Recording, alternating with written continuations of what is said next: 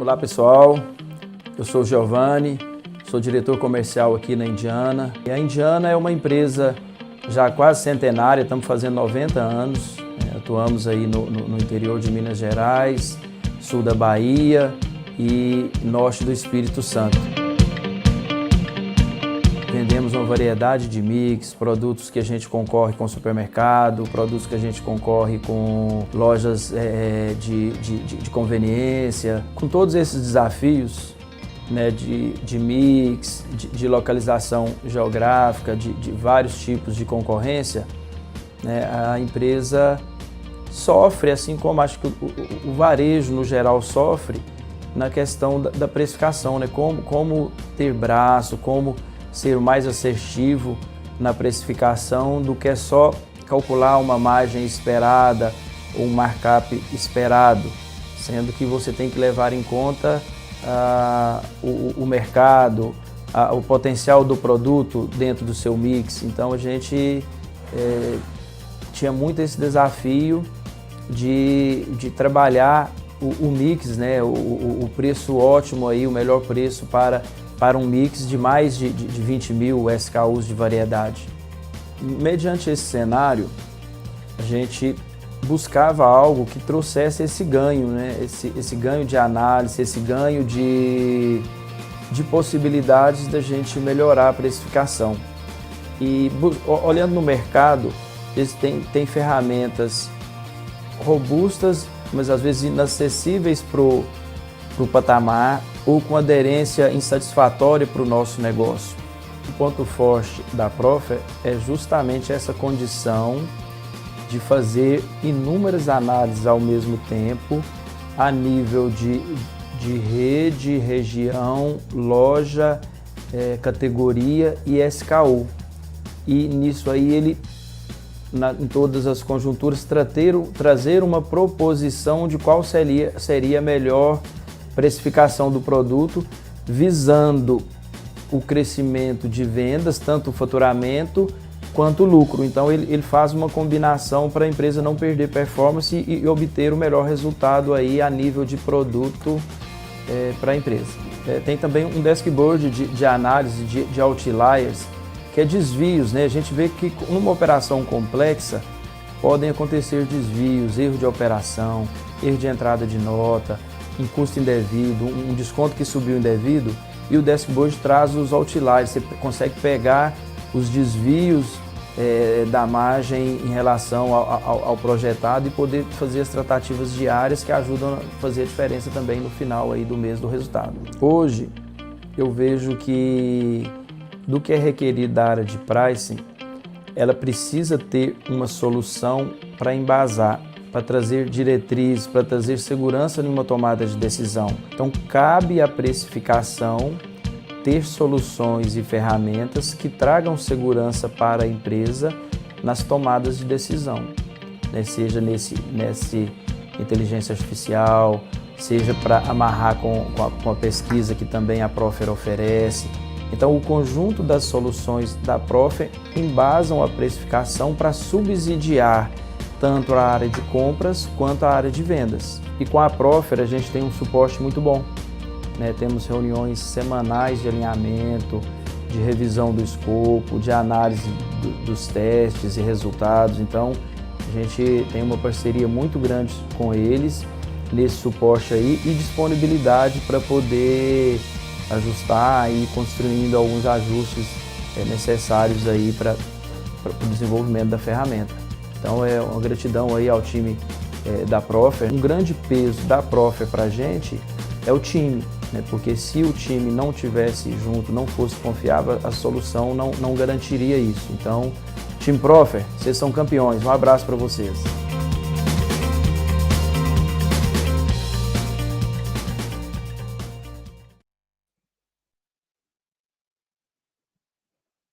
Opa, prezados, tudo bom? Meu nome é Vinícius Pantoja, eu sou chefe de tecnologia da Profer. Bom, primeiramente queria agradecer a todos aqui por estarem aqui no nosso Pricing Tech Day 2023. Qual que é o objetivo desse dia? Esse é um evento anual onde nós trazemos quais são as principais tecnologias que são aplicadas, ou quais são as tendências em precificação. Então, como as palavras do Giovanni, traz um ponto que nós queremos trazer. Existe uma nova jornada na precificação. Todos aqui do varejo temos milhares e milhares de produtos a serem precificados e diariamente os preços variam e, obviamente, as condições variam. Choveu, isso afeta a loja, etc. Então, poxa, como é que eu consigo lidar com esses milhares de produtos? Eu preciso de uma equipe gigantesca. Isso mesmo que você pode crescer a equipe o tanto que desejar, só que ainda assim não vai atender essas questões todas. Então, a tecnologia ela entra para lhe ajudar nisso, para você conseguir fazer uma gestão correta desses milhares e milhares de produtos.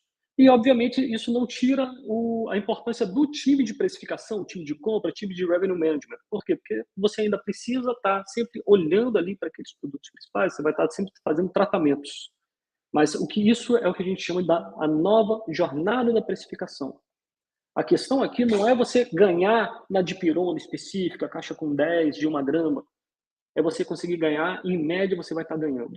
Em média você vai estar conseguindo trazer uma maior lucratividade e, em muitos casos, conseguindo reduzir o preço médio pago pelo seu consumidor. Então, bom, dito isso, esse aqui é o nosso primeiro Pricing Tech Day. É a primeira iniciativa educacional que a gente está colocando aqui dentro da Profer. Nós já tivemos vários webinars, mas nós vamos agora começar uma série de iniciativas, até um site educacional com aulas e conteúdos ensinando como que se deve precificar tendo essa nova visão. Perfeito? Meus caros, aqui hoje no Pricing Tech Day teremos 3 painéis. Esses 3 primeiro, vou estar apresentando aqui com 2 colegas de precificação, já os apresentarei. Esse aqui é o futuro do pricing. Qual é essa nova jornada de precificação? Então, eu vou me estender um pouco mais nisso que eu estou dizendo. Depois, a gente vai ter aqui a jornada da precificação, o antes e o depois e a adoção de tecnologia. Então, e finalmente, a gente vai ter cálculo de elasticidade e o último painel com o nosso CEO, Edmilson. Bom, dito isso, eu queria aqui convidar a Tainara e o Gabriel. Ambos eu conheci na conferência de precificação da Professional Pricing Society, que foi em Dallas, em abril. Bom, a experiência, vou pedir para eles fazerem as suas apresentações e eles foram convidados por causa de uma vasta experiência que eles têm dentro de precificação e principalmente estão na ponta do que existe desse formato do que a gente chama de a nova jornada de precificação. Bom, Tainara, por favor, bem-vinda. Muito obrigada, Vinícius. Obrigada pela apresentação. Muito feliz de estar aqui com vocês. Eu conheci o Vinícius em Dallas e muito animada mesmo pela Profer estar vindo agora para os Estados Unidos. Tem muito gás e a solução é muito importante para todas as empresas que eu conheço, que eu sei. Mas apresentando, né, falando um pouco sobre mim, meu nome é Tainara. Pessoalmente, falando um pouco sobre quem eu sou, eu moro atualmente em New Hampshire. Eu fico 45 minutos, eu diria, num dia bom de trânsito para Boston. Sou casada, tenho um cachorro, que é o meu filho, e, enfim, e nós temos uma vida muito, muito calma, muito tranquila. Agora, a parte animada é pricing, né? Falando agora sobre a minha carreira, eu iniciei em pricing mais 10 anos, né? Agora, vindo acima desses 10 anos, eu comecei em Tax Transfer Pricing pela Deloitte e realmente aprendendo a importância de um estruturado P&L, né? Um estruturado Profit and Loss, que você pudesse entender todo o custeamento, tudo que você tivesse a maturidade da precificação para poder ter um mix de margem onde cada produto se alinhasse. Então, para mim, isso foi apaixonante, foi o que realmente me deu gás para continuar nessa jornada. Depois disso, fui trabalhar para alguns clientes, até que eu decidi realmente entrar de cara com Business Intelligence, que é importantíssimo hoje, né? Acho que é o melhor do casamento que a gente pode falar, pricing, e como o Vinícius, né, falou de todas as soluções de tecnologia, pricing está casado à tecnologia, software as a service, em SaaS, ou todos os tipos de software vindo, né, para a jornada de Business Intelligence e como que as pessoas podem visualizar isso, né? Não se trata mais sobre a receita, mas sobre realmente o lucro e como que você vai falar sobre, né, aumentar os preços, como que você vai falar sobre ajuste de preço ou portfólio, ou como que você vai falar sobre tudo que tem de precificação. Então, eu vou tentar falar 6 coisas importantes, eu listei para o Vinícius antes dessa conversa, que eu achei que fosse de valor e deixar o Gabriel poder falar também um pouquinho. As primeiras coisas dessa mudança que eu vejo na jornada de pricing, que é super interessante, é que as pessoas realmente estejam alinhadas dentro da empresa para uma cultura de precificação. Então, vendas não está separado de precificação, né? Nós empoderamos para que as decisões de venda não sejam apenas para trazer receita, mas para trazer lucros e melhores lucros, para que isso possa ser reportado, né, para os stakeholders ou para que tenha melhores reportes, especialmente depois de tudo que nós vivemos aqui com os layoffs da Google, Amazon. Então, tem uma seriedade muito grande em pricing para isso. Esse é o primeiro fato que eu diria. Uma das coisas que eu vivi foi tentar criar um centro de excelência de precificação, ou o que nós chamamos de Pricing Center of Excellence. E dentro do centro de excelência, você sai dessa uma dimensão. Todo mundo fala sobre elasticidade como sendo uma, né? Mas existe canibalização, existe a inflação em si, que afeta o comportamento da nossa demanda, e tem um outro fator de supply. Então, foi tentar mudar esse one dimension, né, uma dimensão, para ser 4 dimensões, e trazer a melhor, como que eu posso falar, limpar os dados com mais clareza, entender a dor dos vendedores, ou quem estava fazendo as vendas, e como que era esse approach. Então, isso foi muito interessante. Aqui nos Estados Unidos, eu achei que as pessoas estavam sendo muito mais humildes, ainda mais com a pandemia, e mais abertas a aprender sobre pricing, porque existe essa grande necessidade mesmo. E eu acho que, para finalizar, um assunto assim muito interessante que veio, e eu posso continuar depois falando outros tópicos, mas eu quero dar espaço para o Gabriel, sobre a ESG, né, que é Environment, Social e Government. Isso está em topo de todos os CEOs, COOs, CTOs, tudo que tem de valor agora. Não se fala de custo, né, se fala realmente do valor que isso está vendo para a agenda, como que a gente vai pensar em crescimento se não for sustentável, e como que você vai colocar isso em preço. E isso está sendo extremamente competitivo. Eu estou super animada para o futuro de pricing, tudo que a gente vai ver aí nos próximos capítulos. E é isso, pessoal. Muito obrigada. Maravilha, Tainara. Olha, muito obrigado. Agora, pessoal, aqui o Gabriel do Baterias Muro, vai fazer sua apresentação. Gabriel. Tá joia. Vinícius, é um prazer estar aqui, né? Nos conhecemos lá na PPS em maio, conheci também a Tainara. De cara a gente já construiu uma relação bacana e trocamos muita figurinha, né, a respeito do mercado que a gente atua. Fiquei também encantado com a solução da Profer. Foi a minha primeira PPS, então foi realmente além das minhas expectativas. Foi muito bom para desmistificar algumas coisas, né, para também equalizar o conhecimento. Mas falando um pouquinho de mim, né, eu posso dizer que eu tenho 10 anos de experiência em pricing, mas minha carreira não foi muito linear em pricing. Meu primeiro contato com pricing aconteceu lá em 2012, na Coca-Cola. Eu trabalhei no engarrafador, que na época era ligado à Coca-Cola Company, e eu tive o primeiro contato com pricing na área de RGM. Ela chamava de RGM, não RM, né? Revenue Growth Management.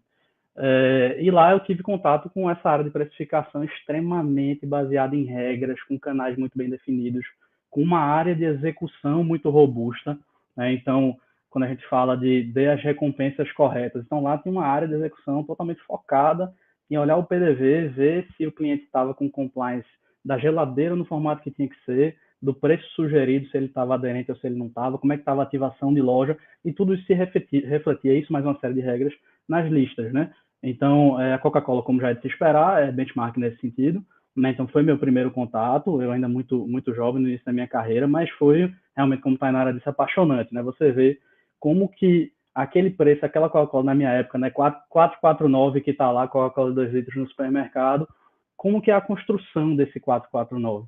Como que esse 449 não vai afetar o preço de um outro SKU em um outro canal, né? Então, como que lá é muito claro, você não vai para um restaurante premium e tem uma Coca-Cola 1 litro na mesa, né, de vidro. Então, cada um com seu canal, né? Então, foi apaixonante, mas aí eu enveredei para outros caminhos. Fui para a Baterias Moura com o desafio, né, junto com um colega, também era da Coca, de implementar uma área de análise de investimentos, né? Análise de viabilidade de investimentos dentro da organização. Então, de criar essa cultura de que todos os investimentos da organização, nos ativos, expansão de maneira de produção, expansão de capacidade produtiva ou produtividade, tudo isso fosse baseado numa regra bem definida, né, de análise de viabilidade, de KPIs, de uma TIR, de um projeto. Então, a gente implementou isso, a área está lá até hoje já está muito enraizado na cultura da organização. Trabalhei no planejamento financeiro, então eu sou economista, também com esse background de finanças, até que, em 2017, entrei para a área de negócios, né, para a diretoria de baterias industriais. Então, eu vou trazer na minha apresentação a contextualização um pouco melhor sobre a Moura, mas baterias industriais estão falando de baterias para telecomunicações, baterias para empilhadeiras, estações de rádio base e por aí vai.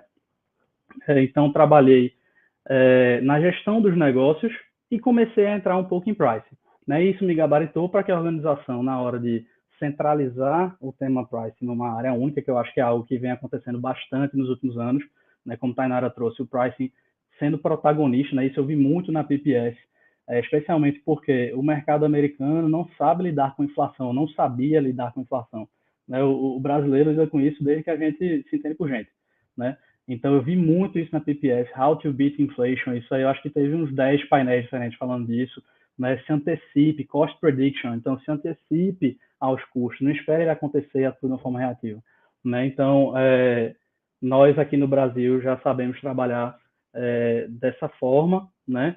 Então, estou na área aqui de precificação da organização, desde então, com esse desafio, né? Diferentes produtos, diferentes canais, diferentes frentes. Nós temos o posicionamento premium, nós temos um produto de extrema qualidade e tecnologia, né? E a gente precisa que isso esteja refletido na política de preço, né? Então, tudo nasce da estratégia, né? E aí, um dos pilares de preço, né? Eu vou trazer também esses 6 pilares. A gente fala de ferramentas, aí eu acho que a Profer se encaixa perfeitamente, né? A solução Profer.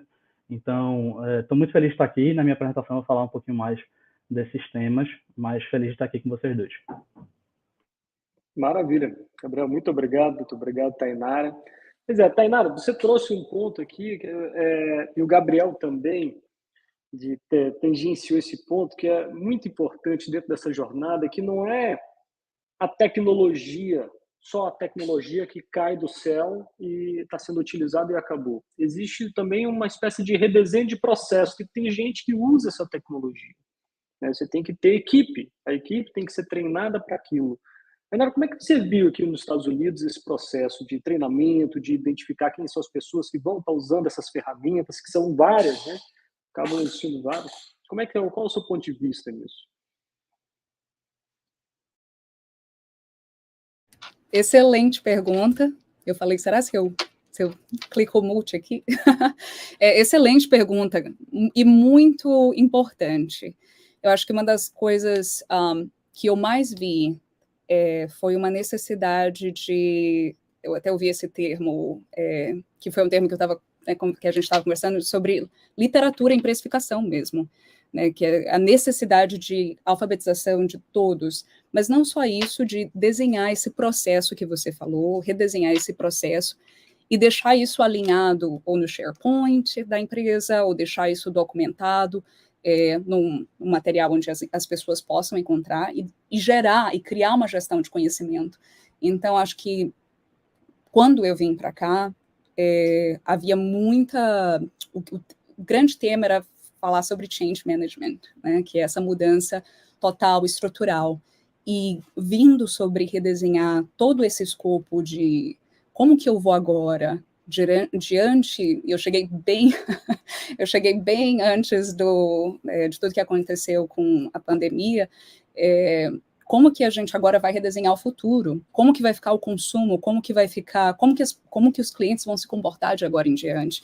Então, isso tudo foi importante, que as pessoas aderissem a um comportamento, uma total mudança de comportamento, de compartilhar entre elas quais que são os principais pontos desafiadores e começar a antecipar isso para proteger a margem da melhor maneira possível.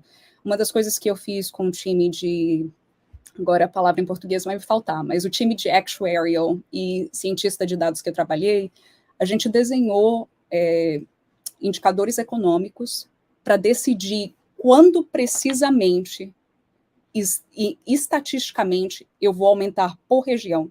Então, em Nova York, é claro que a inflação e tudo que a gente redesenhou, e eu vi, a gente coletou mais ou menos 11 indicadores. E o projeto era ter esses indicadores, esculpar e poder fazer como se fosse um termômetro exatamente em que eu conseguisse proteger a margem. Na verdade, eu estou entrando em um dos temas que eu vou poder falar futuramente, mas foi um projeto que deu muito certo. E o que aconteceu? O presidente de Ahold Delhaize, que é a empresa que eu trabalhei, a gente começou a sair desse 1D de elasticidade e ir para 3D, pelo menos. Você começou a entender muito mais de canibalização, entendeu muito mais a demanda, entendeu muito mais como que esse mercado agora estava se comportando diante disso. E para agora SaaS, como eu estou, né, na Charles River Development em SaaS, a gente está sentindo muito mais como que vem esse suporte de labor. Porque as pessoas, normalmente, SaaS ainda é muito, como que eu falo, ainda tem muito pela jornada. Mas como que você realmente entende como que eu vou projetar que os meus custos em Google, né, porque eu tenho plataforma de Google, tenho pelo Microsoft Azure, ou eu tenho pela AWS, como que eu vou projetar isso? Né, e como que eu vou colocar isso para os meus clientes? Então, foi muito importante gestão de conhecimento, muito importante alinhar o time para redesenhar Deal Desk. As pessoas que iam para Deal, é 7 milhões, é 14 milhões, né, vamos sentar, redesenhar o projeto e fazer o mix de margem e entender como que a gente vai se projetar daqui aos 7 anos. Que esses grandes contratos que atualmente a gente faz. Mas deu muito certo, porque todo mundo teve a humildade de que existia um bem maior que nós tínhamos que focar, né? E existia a necessidade de um casamento ideal entre pricing e vendas e o resto da empresa. Respondi a sua pergunta? Sim, não, muito bacana. Então, Gabriel, a Tainara falou muito bem de várias ferramentas e vários estudos que são necessários ou são importantes dentro do processo de precificação.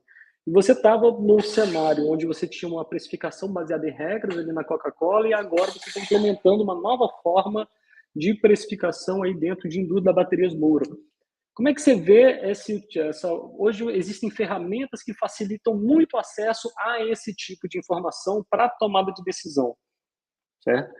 E aquela precificação antiga baseada em regras, aliado a essa questão de informação, você consegue fazer novas coisas. Como é que você está vendo isso? Perfeito, Vinícius.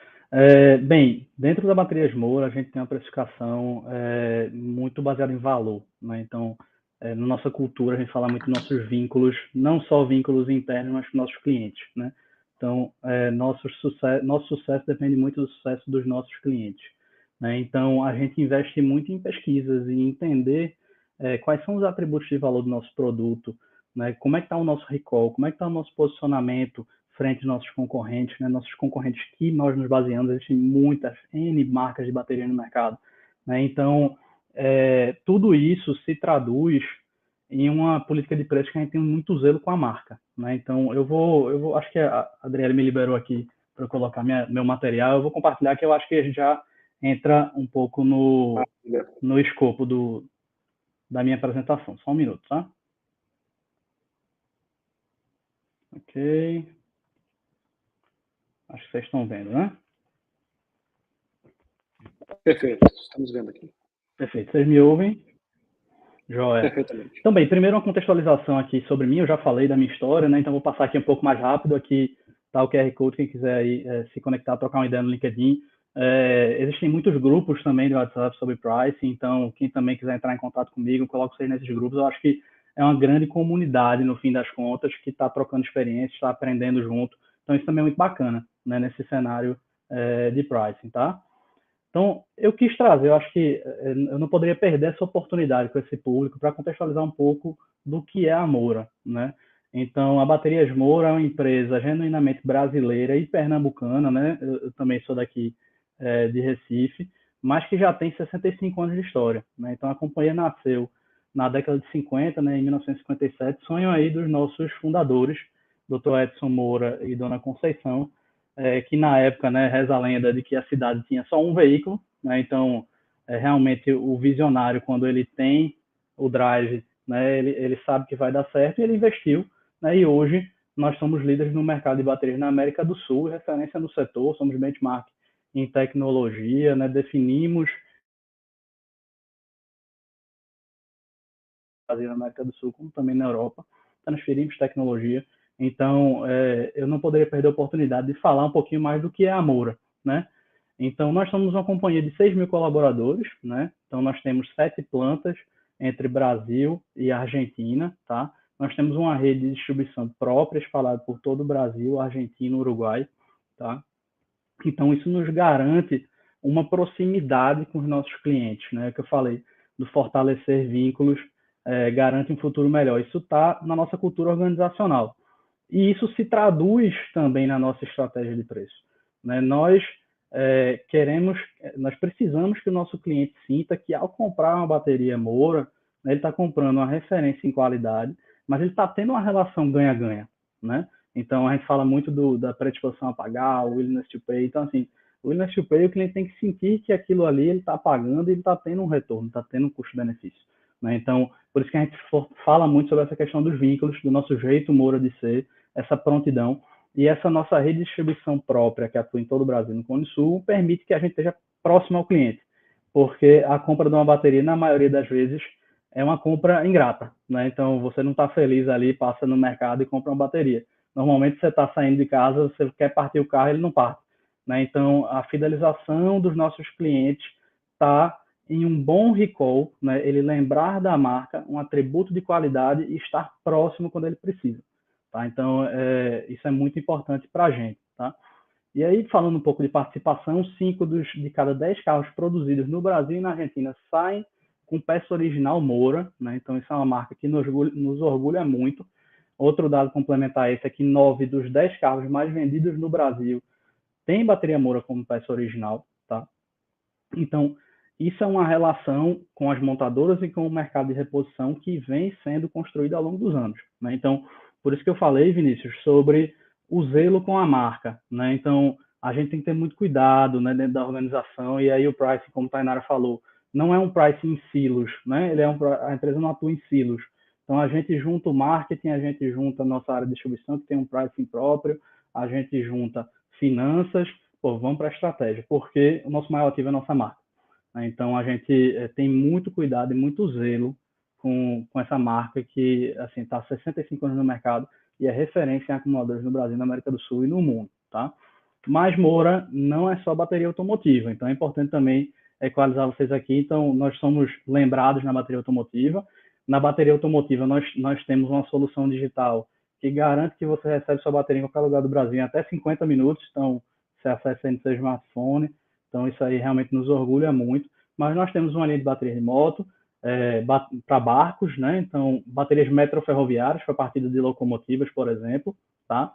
Baterias industriais, então estamos falando aí de baterias para telecomunicações. Então, quando falta energia, que o nosso celular segura a onda aí por 3, 4 horas, é uma bateria Moura que está garantindo essa autonomia, tá? Estamos falando também de baterias para empilhadeiras, então baterias que podem chegar até 3 toneladas, tá? E vão dentro das empilhadeiras, são baterias para intralogística. E o BES, que é acrônimo aí de Battery Energy Storage System, que é o sistema de armazenamento de energia, que é a menina dos olhos, né, do momento da organização, que o armazenamento de energia é uma tendência mundial. Então, o armazenamento de energia é o que vai permitir a revolução da eletrificação veicular, né? Então, hoje, o grid mundial, isso não é uma realidade brasileira, isso é uma realidade mundial, não aguenta uma virada tecnológica súbita, né? Porque a gente não tem energia, infraestrutura e subestação em geração para isso, e o armazenamento de energia ele entra como uma solução perfeita, né, para garantir essa transição suave. Então, vou dar um exemplo de uma aplicação, é um eletroposto, né? Então, um eletroposto, se ele não tiver capacidade energética para tal, ele vai dar uma carga muito lenta na sua bateria, né? Então, quando você coloca o BES, você garante uma descarga rápida, fast charge, né? Fora que você não sobrecarrega o grid. Ele pode acumular energia quando a demanda está baixa de madrugada e entregar essa energia recarregando os veículos ao longo do dia. Então, o BES realmente é o que vai permitir essa revolução e é o que vai também garantir a otimização das gerações de fontes renováveis. Então, seguramente aí você, Vinícius, Tainara, e quem está nos ouvindo aí, vem vendo essa revolução e por trás tem um BES. Isso não é um sonho Moura, isso é uma realidade mundial, tá? Então, falando um pouquinho do porquê a gente veio para cá. A gente não veio para cá falar só de Moura, a gente vai falar aqui de pricing, né? Então, eu trouxe alguns tópicos interessantes lá da PPS e da minha realidade também para compartilhar com vocês. Então, vamos lá. Acho que primeiro a gente precisa ter noção da mandala de pricing. Então, todos nós que trabalhamos com precificação, a gente atua de forma direta ou indiretamente nesses pontos da mandala. Então, é importante que nós, formadores de preço, a gente garanta que a estratégia está carregada naquele price point que a gente está definindo, no que vai na lista de preços para o nosso cliente, né, o que vai para um distribuidor, o que vai para a revenda. Né? Então, muitas vezes a estratégia acaba não entrando. Então, pô, você está com estratégia de penetração, uma estratégia de desnatação, e tudo isso vai se refletir no preço. Né? Então, a gente tem que ter a estratégia dentro da formação de preço, uma capacidade de execução. Então, você pode ter uma política de preço muito bem definida, né, ter toda a sua cascata de preços muito clara, né, mas na hora de executar, os descontos são incontrolados, não existe uma matriz de alçada, né, e com isso você destrói valor. Né, você destrói valor do seu produto, você não premia seus clientes parceiros, e aí você joga por terra sua política de preços. Tá? Então, com essa capacidade de execução vem o monitoramento. Né? No caso que você falou, Vinícius, e também com o que o Giovanni trouxe no depoimento dele, como a solução da Profer traz esse feature aí de monitoramento, de KPIs, então entender a distribuição das margens na cadeia, entender quem são os clientes que têm uma maior participação, como é que está o nível de preços deles, se a política está aderente, se não está. Né? Governança, então, uma coisa que eu anotei aqui para falar, que foi muito dita na PPS, a questão do patrocínio. Eu lembro muito lá do painel da Laura Preston da Microsoft falando sobre isso.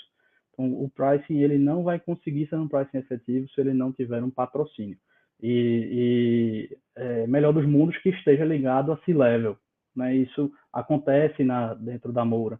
Né? Então, para que o pricing ele possa ter uma força, ele possa ter uma entrada, e ele atue como essa cola que vai juntar vendas, como a Tainara disse, marketing e todas as demais frentes da organização para ter uma estratégia vencedora. Tá? Então, ferramentas. E aí, por fim, estamos falando de ferramenta de BI, de sistema de pricing, de uma otimização, um algoritmo, né? Algo que possa trazer essa precificação dinâmica e que você consiga capturar no detalhe. Isso é o tuning, né? Mas a ferramenta não só de tuning, mas uma ferramenta de gerar listas de preço, de gerar repasses de preço, né? O SAP, né, o Sistema Avançado de Planilha, já não é mais suficiente para a quantidade de dados que a gente atua diariamente. Então, a gente precisa, sim, estar cercado de ferramentas que nos ajudem. Mas só, assim, voltando ali só rapidinho, Gabriel, essa lista de preços, ela tendo como base a estratégia da empresa. Perfeito. Já por isso que é uma mandala. É circular, mandala, né? É circular, Vinícius. Perfeito sua colocação. Então, não adianta nada eu ter uma estratégia, né? Então, tenho muita tecnologia embarcada no meu produto, 15 anos de desenvolvimento daquela bateria, boto a estratégia lá dentro e eu entro com um nível de preços de uma bateria convencional. Não. Ele tem um diferencial. A gente fez pesquisa, a gente entende qual é o atributo de valor dela. Cara, isso precisa estar lá. Né? E muito bem comunicado. Né? Perfeito, Vinícius. É isso aí. Posso falar uma coisa que eu amei na sua apresentação? Claro. Eu amei o que você falou sobre execução. No avião voltando da PPS, eu tinha pego um livro chamado Backbone, que foi recomendado para a gente ler. E eu nunca tinha ouvido falar desse livro, que fala exatamente que quando ocorre esse casamento dessa execução de pricing, de acordo com um processo, né, que realmente foi para o valor, você está usando os recursos da empresa de maneira inteligente. Então, fazer toda essa gestão de portfólio, onde você empodera as pessoas dentro da empresa, mesmo até os seus CEOs, COOs, ou todos que estão envolvidos nesse processo, para que haja esse contrato, depende, né, onde você está, se é em SaaS ou se é em outros setores, mas para que esse casamento exista, né, é você saber ter esse backbone, né, para inteligentemente usar os recursos da empresa para uma execução perfeita, porque senão fica tudo na teoria mesmo, né? Então isso é muito legal, amei. Perfeito, já anotei aqui esse livro para comprar também. Obrigado, Tainara. Bem, eu vou avançar para não ocupar muito tempo aqui de vocês, tá? Então vamos lá, ou seja, eu falei da mandala, mas é a maturidade, né? Então, eu trouxe aqui essa escala de 5 níveis de maturidade, eu acho que muitos de vocês já devem ter visto, talvez com nomes diferentes, mas o que é interessante saber aqui é, a gente precisa saber que nível que a gente está, né? E muitas vezes a organização ela tem diferentes níveis para diferentes setores, para diferentes linhas de produto, então podem ter linhas de produtos que não estão com um nível de maturidade bacana. Tem linha que já a política de preço não. Então é importante que a área de price centralize isso, né? Então o ad hoc é o bombeiro, né? Muitas vezes é chamado no mercado. Então é sob demanda, então pricing reativo, né? E quando a gente pensa que, poxa, isso é o passado, isso não existe. 30% das organizações hoje, quando feito um assessment aí, né, pela fonte aí do Paul Hunt, ele indica que 30% das empresas eles estão nesse nível. Então, quando você já passa para um nível acima, nível de gestão, então a gente já tem uma análise estratégica, tem processos, já tem KPI, já tem um acompanhamento, existe uma visão clara do price waterfall, né, do que influencia o seu preço. Então, você já está num nível acima, um nível 2. 40% das organizações estão nesse nível. Então, estamos falando de 70% das organizações que estão entre o nível 1 e 2 de maturidade na escala de price. Então, ainda existe muito valor a ser capturado, né? Então, você vai para a precificação com base em valor, e aí poxa, você já tem uma segmentação melhor, você já consegue ter uma precificação para cada segmento, então, uma aplicação de valor percebido, a organização investe em pesquisas para poder levar isso para a estratégia de preço, né? E aí a gente tem 20% das organizações que estão nesse nível de maturidade. Quando a gente vai para a otimização e master, aí estamos falando de organizações que já têm um nível de maturidade muito bom em pricing, né? Quando você fala no master, principalmente empresas de tecnologia, né? Então, estamos falando de Google, Amazon, então sempre testando o limite do willingness to pay. E normalmente são empresas que têm acesso a muitas informações. Então, um Amazon da vida, ele tem acesso à informação em tempo real, ele consegue ver a escala de cor que vai gerar mais cliques e que vai gerar mais engajamento. Então, com isso, ele consegue fazer esse tuning de uma forma otimizada. Mas o que eu quis trazer aqui é que acho que a organização não pode ter vergonha de saber onde está situado e definir um plano, uma rota para isso. Estou ali entre o 1 e o 2, estou entre o 2 e o 3 para estar no mercado, o que eu faço para chegar no 5? E se perguntar, meu mercado, eu preciso chegar no 5, né? Então, às vezes não, às vezes depende da realidade de cada indústria, né? Eu estou falando aqui muito com a visão de indústria. Mas é importante a gente ter em mente essa escala de maturidade, onde estamos situados e ter junto alguma consultoria, alguma organização, se for necessário, para mostrar o caminho, né? Então, estamos falando aqui da Profer, então, se junta com a Profer, vamos entender onde é que está o nível de maturidade, quais são as oportunidades de evoluir, né, nessa escala. É o que todos nós queremos, que quanto mais evoluído, mais margem a gente captura, mais dinheiro a gente tira de cima da mesa. Então, falar agora da 1% Rule, então, isso também acho que foi falado nos 3 painéis e workshops lá da PPS. Então, nós de pricing, a gente precisa mostrar para a organização o impacto do 1% no preço. Como o preço é o principal gatilho de rentabilidade, Tainara falou muito, né? As áreas de pricing deixaram de ser gestão da receita para ser gestão do resultado, né? Especialmente numa economia que saiu de 2% de inflação para 7%, 8%. Né, em que se você não tiver esse olhar, você vai estar correndo valor, correndo resultado da sua companhia. Então, 10% de aumento no preço, tudo mais constante, é sempre 10% de aumento na margem. Né? Então, nós de preço precisamos ter isso na ponta da língua. Qual é o impacto de 1% de aumento de preço na minha margem? Do negócio A, do negócio B, do negócio C. Né? No caso da gente que tem negócios muito diferentes, linhas de produto diferentes, com realidade de custo também diferente. Então, nós precisamos ter isso, comunicar, né, e ter isso em mente, né, na hora de definir a estratégia. Saber qual é o break-even disso. Então, eu vou trazer tanto de margem, mas se eu perder tanto de volume, eu consigo ficar dentro. Então, esse é o tipo de análise, entre aspas, aqui, tá? Sem julgamento de valor muito básica, que a gente precisa ter em mente, tá? E, por fim, eu trouxe aqui só uma mensagem que, para mim, depois que eu fui para a BPS, eu acho que eu me identifiquei bastante, que é antes de correr, aprenda a caminhar, né? Então, naquela jornada de price, se você está ali no nível 1, você está no ad hoc, no nível 2, em um ano você não vai chegar no nível 5, você tem que estar em paz com isso. Agora, atuar para evoluir na escala de maturidade, né? Então, investir em informação, pesquisas, dados, então tem N pesquisas, um Standard, PSM, fazer uma conjoint, entender sobre o seu mercado, entender o que o seu cliente valoriza, né? Elasticidade de preço, própria e cruzada, a Tainara disse que ia citar isso um pouco mais para frente.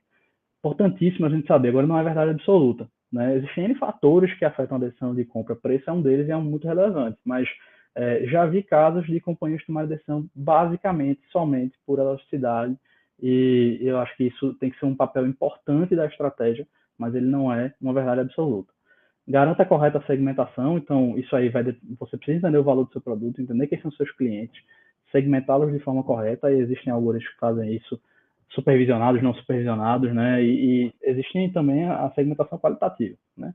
Garanta as recompensas, então uma política aderente, então se fala muito de gamificação, então premie seu cliente que traz volume para você, né? Premie o seu cliente fiel, né? Então tem uma política que premia o cara que tem uma ativação correta, então tudo isso faz parte de price.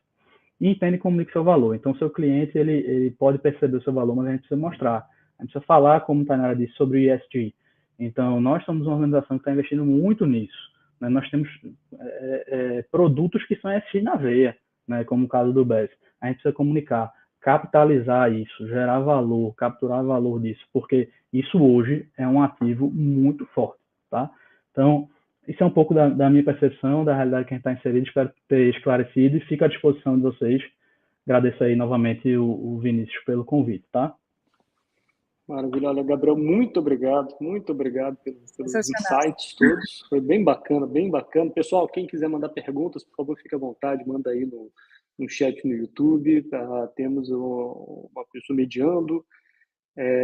Depois do final a gente vai mandar também uma pesquisa sobre precificação a ser respondido também lá nos comentários do YouTube. Fiquem ligados. Depois eu tenho várias perguntas, na verdade. Mas eu vou, Tainara, você pode trazer seus pontos, não sei o quê, no final a gente bate uma bola para poder finalizar. Eu só queria dizer muito obrigada, Gabriel. Eu amei, principalmente na parte que você fala sobre os bombeiros, né? Sobre o ad hoc analysis, que às vezes você não tem esse modelo e aí chega aquele cliente, aquela, né? Vou falar, um dos casos que eu passei, tinha um cliente que não era um cliente usuário, não era um cliente costumeiro, e era um contrato de muitos anos. E às vezes você chega na empresa e é como se você estivesse apagando fogo mesmo, né? Então, assim, calma, vamos olhar a higiene dos dados, vamos olhar se a gente pode confiar mesmo na solução que você está falando. Tem dados que, num dos processos que eu estava fazendo durante a pandemia, a gente estava usando uma empresa de software e os dados não estavam sendo calibrados há mais de 700 dias. E aí eu falei, gente, o que é isso? Espera aí, vamos mudar isso aqui, né? Essa oportunidade de mexer nos itens, ou de acessar os itens, ou de, né, fazer com que esse comportamento dos clientes eles possam ver e saber como executar isso é a arte de precificação. Eu acho que é um dos melhores casamentos mesmo, eu fico falando essa palavra, mas é a arte com a ciência. É como que você vai ter esse charme de poder posicionar isso e usar isso inteligentemente para que você tenha mais recursos, você contrate mais pessoas, tenha muito mais dinheiro. E uma das coisas que eu falei diretamente para o meu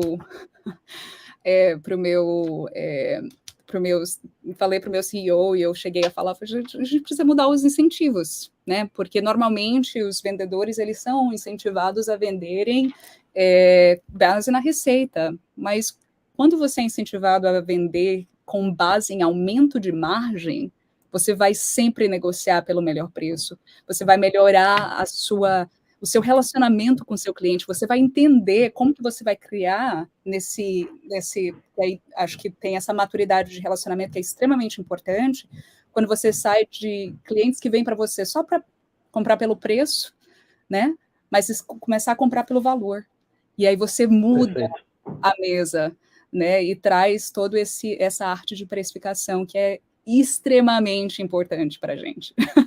Isso foi bem bacana que você disse, né? Vocês dois trouxeram esse ponto. O Giovanni, naquela introdução da Proffer, foi bem engraçado. Foi a primeira coisa que nós montamos aqui na Proffer foi esse gráfico de outliers de desconto. Então, botava, assim, era um gráfico, ficava bem claro, várias bolinhas. Aqui no centro está tudo ok, fora do centro você tem, por uma razão ou outra, um desconto meio fora do padrão. Olha o que apareceu, um mapa assim, cheio de bolinhas, lotado de bolinhas, e aí cada bolinha tinha uma razão. Ou efetivamente erraram o desconto, ou colocaram, tinha promoção, acabou a promoção, o vendedor continuou vendendo na promoção. Pegaram um dos nossos clientes pegou casos de má fé, inclusive. Erros. Você acaba vendo que esse processo, até ali dentro da Mandala, a parte de governança, processos bem desenhados, tem empresas grandes, eles não estão bem desenhados. Na verdade, aqui a grande, em questão de farmácia, né, redes de farmácia, que tem 5, 10, 15 lojas, você normalmente tem uma, duas pessoas olhando para isso. E olhando para milhares de produtos, como disse no início. É extremamente complexo você conseguir, primeiro, fazer essa sanitização do processo, do que ocorre, que é o que gera o dado. O dado ele é reflexo do que acontece na empresa. Quando você pega o dado, você consegue ver claramente ali, poxa, quais processos que não estão funcionando tão bem. Isso tudo a gente está falando se é processos, etc., nesse linguajar, mas o que é um processo? Nada mais é do que uma decisão ali do dia a dia. E que seja consistente, né, ao longo do tempo. Consistente ao longo do tempo. Mas, Tainá, desculpa, eu me interrompi aí, porque eu fico todo empolgado com essa parte de outliers, eu adoro esse... Não, você ajudou, você sinceramente ajudou. Eu acho que, assim, foi extremamente importante seu comentário, porque você não fazer essa higiene de entender, vou ver quem que é meus top performers de vendas, né? Deixa eu ver quais que são os vendedores que estão vendendo mais.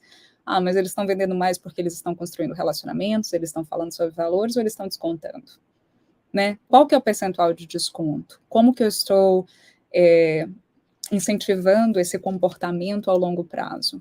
Porque no que nós falamos sobre a jornada de precificação, é importante que a gente saia desse olhar periférico e analise, né, ou por um waterfall, projeção, ou de alguma maneira. Mas é como você falou, começa pelo processo. Eu sou eu sou muito apaixonada pelo processo, porque se você tem uma estrada pavimentada, não tem erros, não tem margem para erros. E você esperar que as pessoas reajam, né? As pessoas são falhas, né? E isso a gente não pode contar quando você conta com, às vezes, milhões de dólares, ou às vezes milhões de SKUs, né? Que também vão configurar milhões de dólares. Isso tem uma seriedade muito grande. Eu trabalho com muito pouco fluxo, extremamente complexidade. Às vezes eu chego um contrato que é para rever todo o caso, às vezes você está negociando ali 1 trilhão, e é uma coisa que você não pode perder os detalhes, mas sem ter esse olhar mais, né, cirúrgico para isso, e sem entender como que a gente está usando a empresa, os recursos da empresa, é algo que trouxe mais dentro de pricing, eu acho, que fez com que a gente olhasse mais para a gente, com mais seriedade, mais humildade durante a pandemia, e gerasse mais educação para que as pessoas vissem, peraí, eu preciso parar de assumir e ver, né, o todo, o resultado. Muito bacana. Olha, agora deixa eu perguntar para vocês uma coisa aqui, que nós temos aqui, ainda bem que está tendo me passaram aqui, tem muita gente assistindo. Quem está começando na jornada de precificação? Então, você tem uma loja, você tem uma rede pequena, você tem uma loja, duas lojas, mas essas lojas você tem milhares de produtos ali. Uns que vendem muito, curva A1, curva A2, outros que não vendem tanto, curva C, curva D. O que vocês recomendariam para as pessoas? Beleza, como é que eu começo a organizar a minha casa aqui, organizar os meus pensamentos? Deixa eu falar e depois a Tainara me complementa. Nesse caso, veja, eu acho que se você está começando, a gente precisa focar em errar pouco e errar pequeno, né? Então, trate muito bem sua curva A, sua curva B, entenda, define o preço, define quais são os custos, crie KPIs e controle. Cuide de todas as curvas e todos os produtos. Mas onde você não pode errar é no seu best-seller, é onde está a sua receita, é onde está o grosso ali do seu resultado, né? Especialmente quando você está falando de gerir milhares ou centenas de SKUs, né? Centenas de milhares até em alguns casos. Então, se você não tem por trás um RP, um sistema robusto que vai lhe auxiliar nisso, você precisa definir o seguinte: curva A e curva B, esse cara daqui, eu não posso errar, um time definido, um time focado nisso, né? E depois você vai garantindo os demais, né? Mas eu acho que hoje a gente tem muitas soluções aí no mercado, muitas soluções disponíveis para que a gente faça a gestão do todo, né? Mas é importante que você que seja gerada uma priorização de cliente e de SKU, né? Então esse cruzamento, que aquilo ali você precisa garantir, esse cliente curva A, seu SKU curva A, esse cara eu não posso errar, né? Acho que se eu posso dar um recado inicial, acho que é por aí. Muito bacana, muito bacana. Tainara, você tem uma apresentação, certo? Alguns outros pontos que você gostaria de tocar, que você me disse que eram extremamente importantes, eu acabei me cortando. Não, fica super tranquilo. Eu só queria dizer, Gabriel, você falou em palavras perfeitas.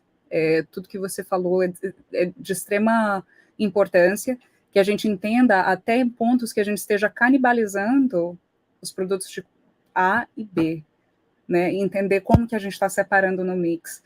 Então, porque você perde mesmo, se você tem um volume muito alto de SKUs, você vai perdendo qualquer centavo, qualquer 1% que você falou, você vai perder isso em tanta receita. E se você não estiver zelando ou não estiver estudando o comportamento dos clientes e usando isso para o seu próprio benefício, você está perdendo a oportunidade para próximas campanhas ou para calibragem de preço, né? Quando você precisa fazer aquela calibragem de preço. Então, excelente.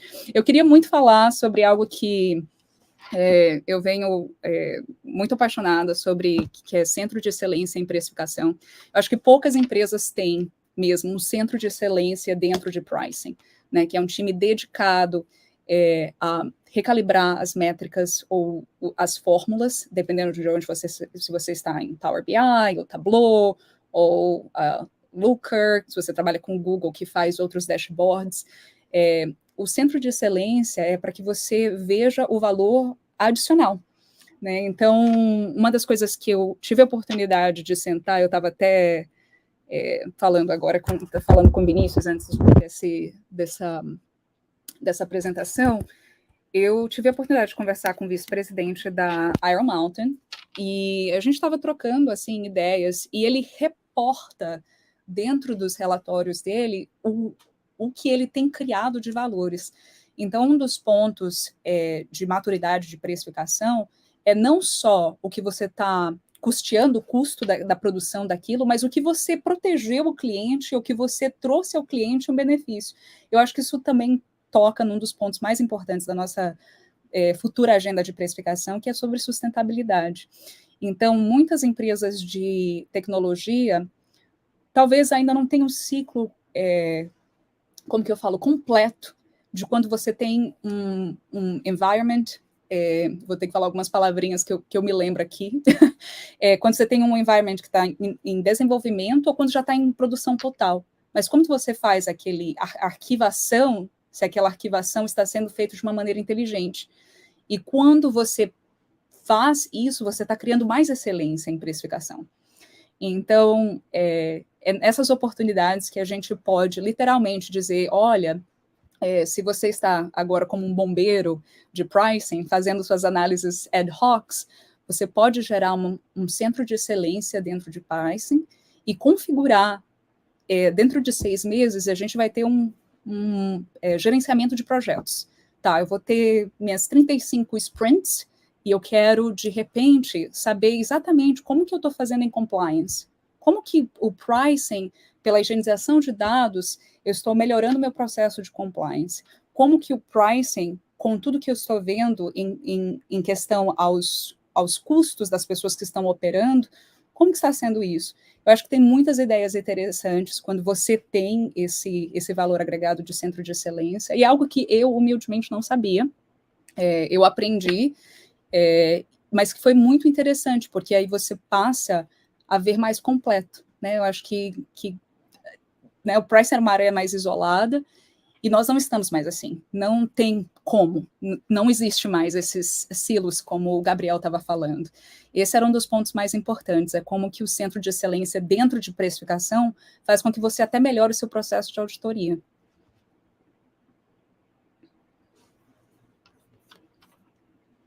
Estava no mudo aqui. Agora, você está trabalhando numa empresa que é uma empresa bem grande, né? E citou casos de empresas grandes. Numa empresa pequena, onde você tem uma pessoa responsável por toda a precificação, e aí o Gabriel trouxe um ponto que é muito interessante, que é a diretoria está comprada, né? A diretoria está apoiando essa decisão estratégica para essa pessoa ser empoderada. Gabriel, me corrija se estiver errado, eu sei que isso é muito comum no varejo farmacêutico, que a pessoa que vende, ela simplesmente não quer saber do preço que chegou, ela vende pelo preço que ela imagina. Ela passa por cima daquela estratégia de precificação.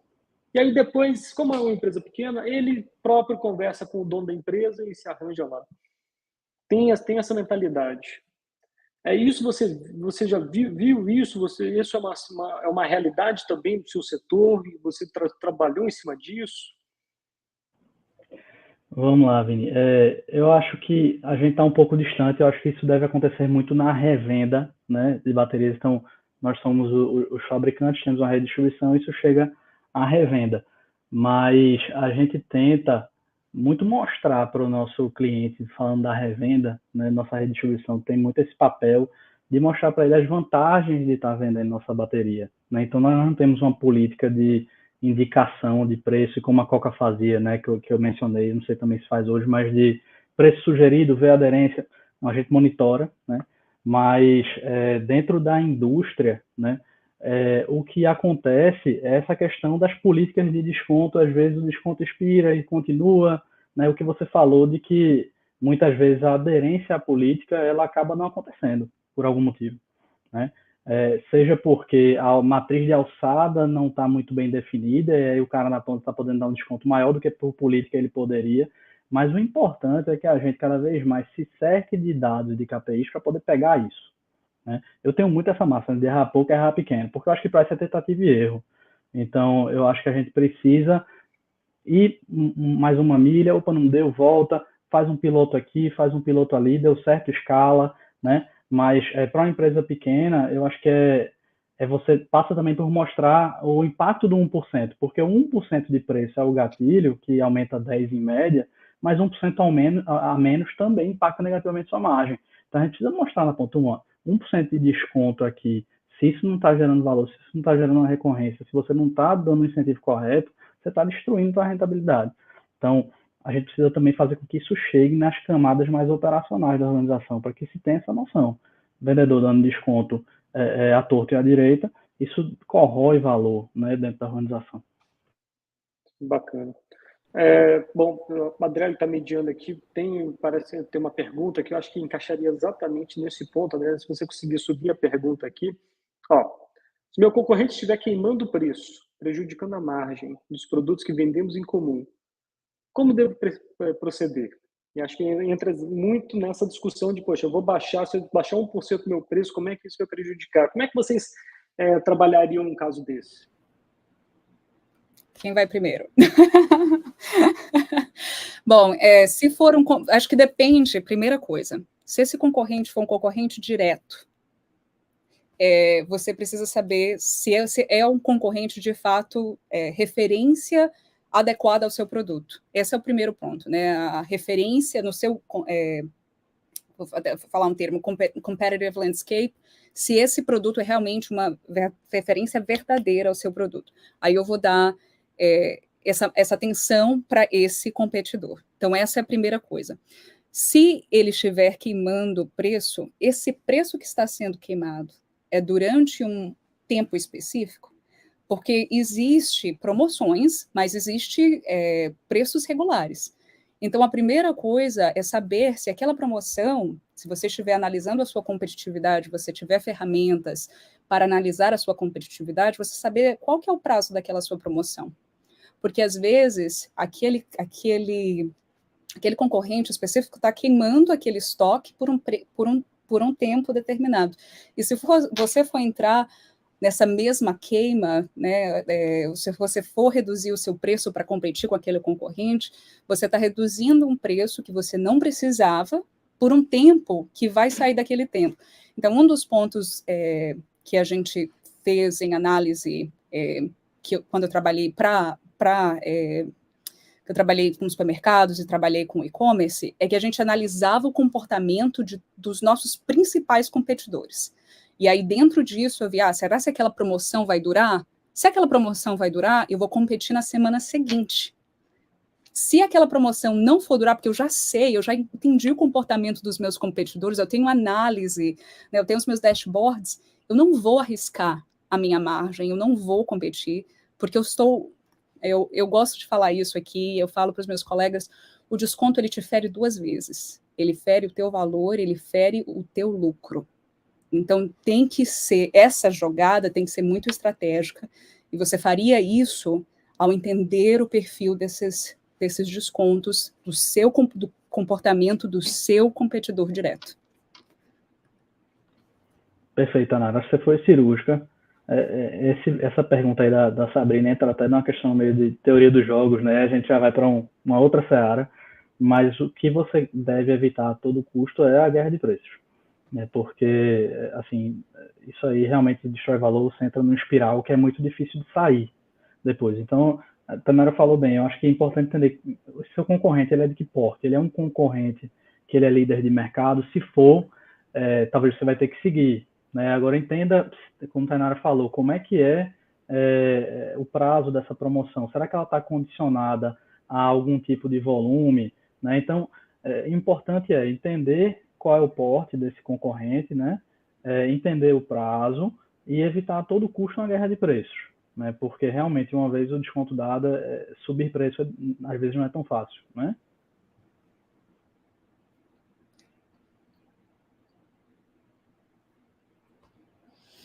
Opa, acabou a bateria aqui no meu fone. Voltou a bateria. Estamos ouvindo. Olha, não, é excelente, excelente. Eu tenho uma frase que eu acho, me falaram quando eu estava ainda fazendo economia. O segredo da venda é a compra. Então, uma das coisas que é muito interessante você analisar, e isso a gente tem um dashboard lá, não estou aqui fazendo promoção aqui da Profer, mas é porque esse é um caso muito curioso. A gente tem um dashboard de posicionamento. E aí tem um campozinho, uma areazinha ali, que ele diz, olha, esses produtos você está caro e você está com uma margem abaixo da média do mercado. Ou seja, você está cobrando alto e sua margem está super baixa. O que é isso? É que você comprou mal. Então, às vezes, você tem um produto, você tem um determinado produto, o seu concorrente começa a baixar preço, porque ele está com pouco estoque. E aí você está com bom preço de custo, aí você baixa preço, você baixa sua margem, combate, ele acaba o estoque, mas aí de repente você tem um estoque pequeno, com um preço bom, só que você vai ter que recomprar. O seu custo do estoque médio vai aumentar de novo. Então, efetivamente, essa briga por buscar outra coisa, ainda mais com milhares de produtos. Se você for pegar para todos os concorrentes, você sempre estiver buscando o preço do concorrente, você não vai conseguir fazer margem nenhuma para pagar a operação. Bom, prezados, seguinte, agora nós temos, queria fazer alguns avisos. Primeiro, nós vamos colocar ali dentro do chat do YouTube um questionário bem bacana sobre precificação. Essa é uma pesquisa que nós estamos fazendo, que vamos divulgar alguns resultados baseados nisso. Então, fiquem ligados aí, cliquem no questionário, são perguntas rápidas. Eu queria dizer que nós temos agora, às 3h30 da tarde, uma hora só sobre elasticidades. na prática, o que é elasticidade? Então, normalmente, qual é a elasticidade de um produto? Aí diz, a elasticidade é elástico, é inelástico. O que é isso? Às vezes o produto, dependendo do preço, o produto ele tem várias elasticidades, depende do preço onde ele está. Então, vocês vão ver tudo isso ali, como é que funciona. E às 17 horas, nós temos aqui, ó, inteligência de dados e tecnologia aplicados à precificação do varejo farmacêutico. Essa também vai ser excelente. Bom, vamos aqui, eu acho que eu tenho aqui mais uma pergunta. Qual o limite de diversificação de preços em diferentes canais? Exemplo, loja física, marketplace, e-commerce. Como é que vocês veem isso?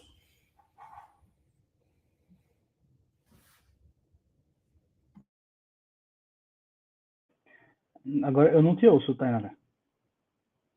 Eu tento... Será que eu posso falar? Eu quero ser cordial.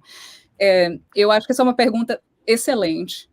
Eu quero dar o tempo necessário, Fernando. Se você quiser entrar em contato comigo, eu vou te passar meu e-mail e a gente pode entrar em contato.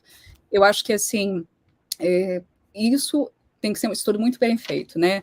Os diversos limites de preço para loja física, marketplace e e-commerce tem que ser de acordo com, por exemplo, o que você está vendo de importante para os incentivos da empresa.